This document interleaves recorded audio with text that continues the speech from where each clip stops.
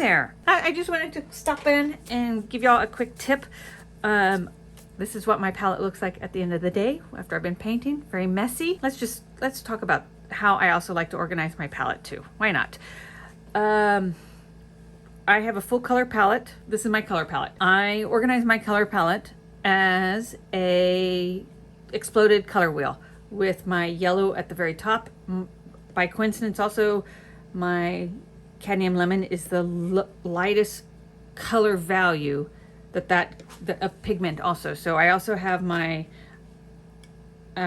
it set up that cadmium lemon's there, cadmium yellow medium, cadmium yellow deep, yellow ochre goes here. I have my yellows, my desaturated yellows are here. Yellow ochre, it's almost used up. So, and my raw sienna mixes as a desaturated yellow, kind of like when you mix it with white, it kind of turns into like a natural wheat color. Transparent red oxide is my desaturated orange. Cadmium orange, which is my saturated orange on my mixing palette. Cad scarlet or cad vermilion, depending on the manufacturer. Like some companies call them cad vermilion, some call it cad scarlet.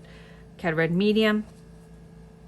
This is my spot for cad red deep. I'm not mixing cad red deep, so I don't need it. Quinacridone rose, permanent rose, it's also called sometimes. And this is my permanent alizarin crimson spot. I'm using right now Michael Harding's alizarin claret. And then this is my cool color spectrum. Chromium oxide green, viridian, cobalt turquoise light, cerulean, cobalt blue. I happen to have two ultramarine blues right now.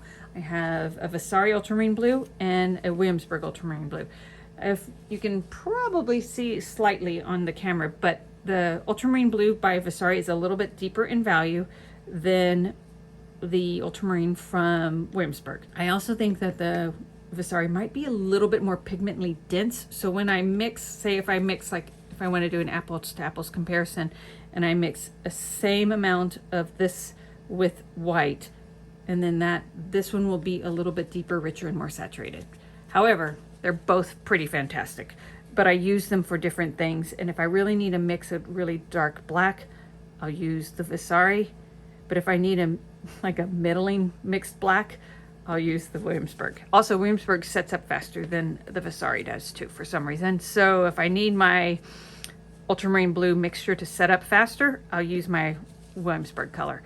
This is Williamsburg burnt umber, and then I have Vasari raw umber. And then this spot is for ivory black, but I don't always have ivory black out. And this blank spot right here is for my dioxine purple. And right now I don't need it, so I don't have it out. A spot for my Oleo Gel by Rublev. My spot for titanium white, but I'm not using titanium white right now, so it's empty.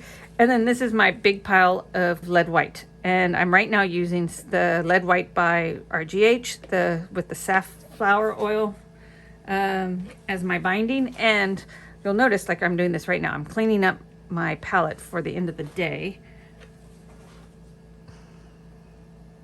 And this is my dirty white pile, because sometimes you need to lighten your paint mixture, but it doesn't need to be pure white. You just need it to go lighter in value, like a smidge. And it doesn't matter if it's slightly adulterated, if the white's been kind of dirtied. And so that's what I'll do at the end of the day.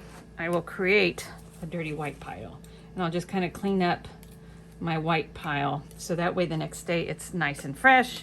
And like if I have anything like cruddy like this, I'll kind of just get rid of that too. That's my palette. Also, I'll talk about mixtures. So like I tend to like to organize my palette. This is a Masterson Stay Wet palette. So at the end of the day, if I want my oil paints to stay open longer, I'll put them in the freezer. That slows down the oxidization process, so they stay open longer. I will scrape down, and I'll show you that too. But I like to organize my palette because when I paint flowers, this is always my flower mixture right here. This is my leaves, my greens mixture.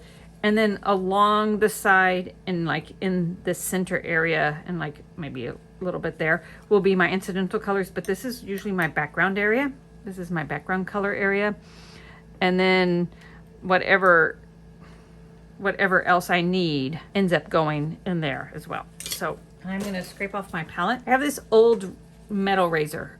Be careful about the I have a glass palette, and I have a couple of scratches where it's like scarred, which isn't cool, but my plastic scraper broke and I haven't replaced it, so I'm just using a razor. And you do want to, with using a glass, you don't have to always clean off this same day. I mean, you can go back and like let it dry on your palette, but I encourage you to clean up at the end of a painting session for two reasons. One is it just keeps your palette more nice, but second is that if you had to clean up your palette in the morning to get started to paint, I find sometimes that's enough like resistance that sometimes I'll delay getting into the studio and start painting.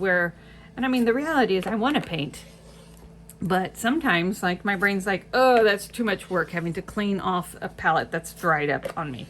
Where that you painted, you it's, you know, it is easy. Now if I wanted to see this yellow mixture, I could have saved it and put it like over here in the corner and saved it for tomorrow as my dirty yellow flower pile mixture, but where I'm at in my painting, that doesn't help me, so I'm gonna not do that. But there are times when, if I'm working on something and it is in my interest to kind of keep some of the color mixtures that I had used the day before, I'll just aggregate them into a pile, kind of like my dirty white pile, but it would be like a dirty yellow pile or a dirty pink pile or whatever color that I'm using a lot of that day. Keeping your palette somewhat clean, somewhat organized, always placing your paint in the same place every time you paint is a great idea. It helps with muscle memory because sometimes I don't even think I look at my palette before I stick my paint brush into a spot. So keeping your paint in its specific place is so helpful. Okay, and then I take a little bit of odorless mineral spirits and I wipe down. And like if there's like smears like that, which happens, it just helps me keep the palette clean. And like you want to clean your palette. You want to clean your palette off with odorless mineral spirits, but you don't want any like grimy residue that will potentially make your color mixtures the next day dirty. And so I always try to get rid of any residue. It's just good housekeeping. Keep your colors pure and clean. One thing I want to say is that for example, so this is a spot that needs to be reloaded tomorrow. I'm not going to load it tonight. I'll load it, well, if it was a pigment that would stay open well, like a cadmium color, I might reload it tonight. But yellow ochre and raw sienna film overnight with stuff. That's why this palette knife is so good, because it's only about 1.5 inches long. There's actually there's one that's even smaller than this that's only like 1 inch long, which is really, really nice too. But mine broke and I haven't replaced it, and this one's working pretty good, so I'm just keeping it. But yeah, I like to clean off the areas too. And I mean, you can see that there is buildup, but I do get to a point where it's like I want the buildup to kind of go away. So I will start shaving away some of that buildup, and it keeps things clean. Okay, well, thank you so much, and happy painting.